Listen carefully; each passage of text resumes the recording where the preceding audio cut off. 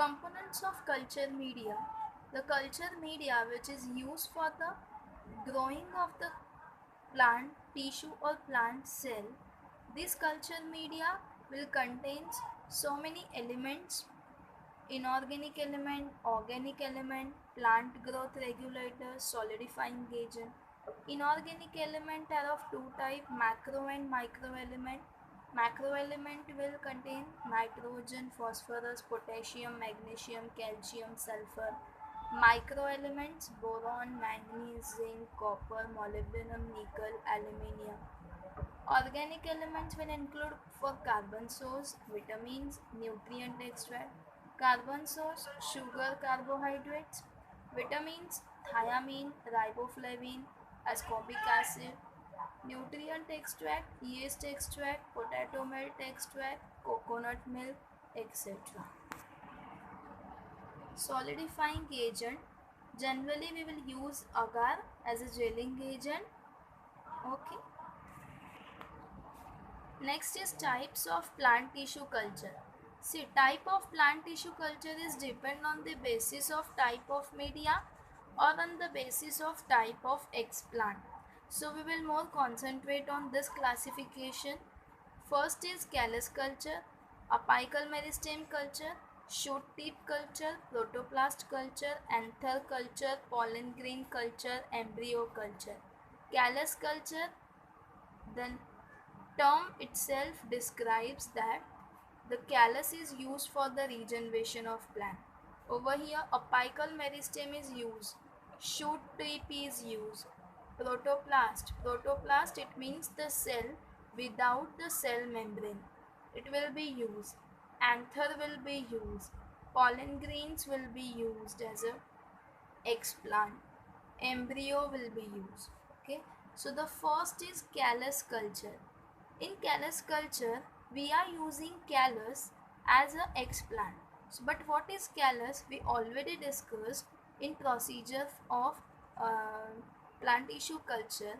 So, callus is the undifferentiated mass. Okay. So that undifferentiated mass will be used as a will be used for the regeneration of a new plant. So procedure same. This is leaf. Then we have to cut into small pieces, embedded into the culture. We get callus. What is callus? These are cells. After culturing, this cell get divided. But some cells which are not divide, which are not differentiate, that cell is called as callus. Okay, this callus will be used as an explant for regeneration of new plant. This technique is called as callus culture. These mature cells which has a capacity to themselves divide, that is known as dedifferentiation, and the cells which is used to generate the whole plant under regulation of plant growth hormone, this is called as redifferentiation. Next is meristem tip culture. Here we are using meristem tip as a explant for the regeneration.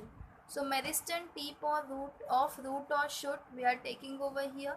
Then we have to cut this meristem tip under the microscope to get only parenchyma cell, and there is no presence of any vascular tissues of xylem or phloem. Then we have to sterile this cutted piece and placed on a nutrient culture medium. Cell proliferation takes place. Next is shoot tip culture. Here we are using shoot tip as an explant. Shoot is the uppermost apical part of the shoot, okay, which contains the apical meristem as well as 1 to 3 leaves, okay, which are primordial. And this shoot tip, it is also used to develop the virus free plant, for to develop the disease free plant. Okay, and here the part is isolated from the plant and the surface should be sterilized by using electrically autoclave, okay, and then placed over the solidified nutrient culture medium, and it will lead to the formation of young plant. Next is protoplast culture. Protoplast is what? This is the cell, this is the cell membrane. If we remove this cell membrane, the remaining part is called as protoplast. The cell without the cell wall is called as protoplast. Okay, this is the leaf. Cells placed in hypertonic. This leaf or the tissues of this leaf placed in hypertonic solution, that is more concentration of solute than the equilibrium. Then what will occur? The cell water leaks to the hypertonic solution to maintain the equilibrium, and the cell membrane, this cell membrane gets separate out from the cell and cell lysis takes place. But how we can collect the protoplast and cell membrane? By centrifugation. So we will use the centrifugation to to collect the separated protoplasm as well as cell membrane. Okay, and this protoplast is used for the synthesis, for the regeneration of the root or shoot. Next is anther culture. In anther culture we are using anther as an explant. So how we can collect the anther? We will collect the anther aseptically from the flower part, okay, and leads to the regeneration. Next is pollen or microspore culture.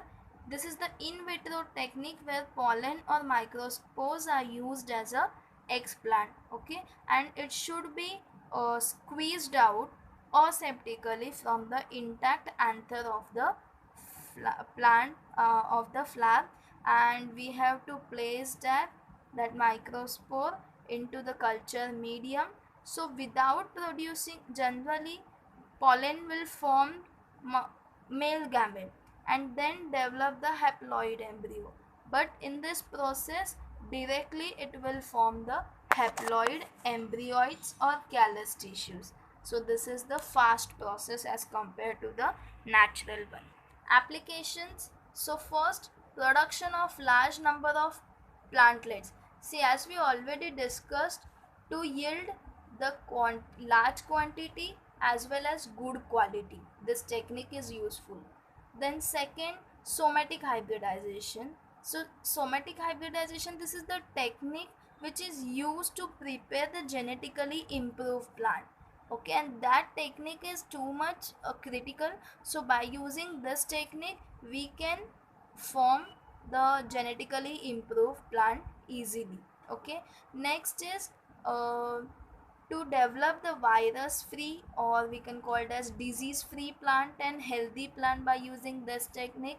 Then next is through plant tissue culture hybridization can be achieved, okay, and because of hybridization we get the higher quality.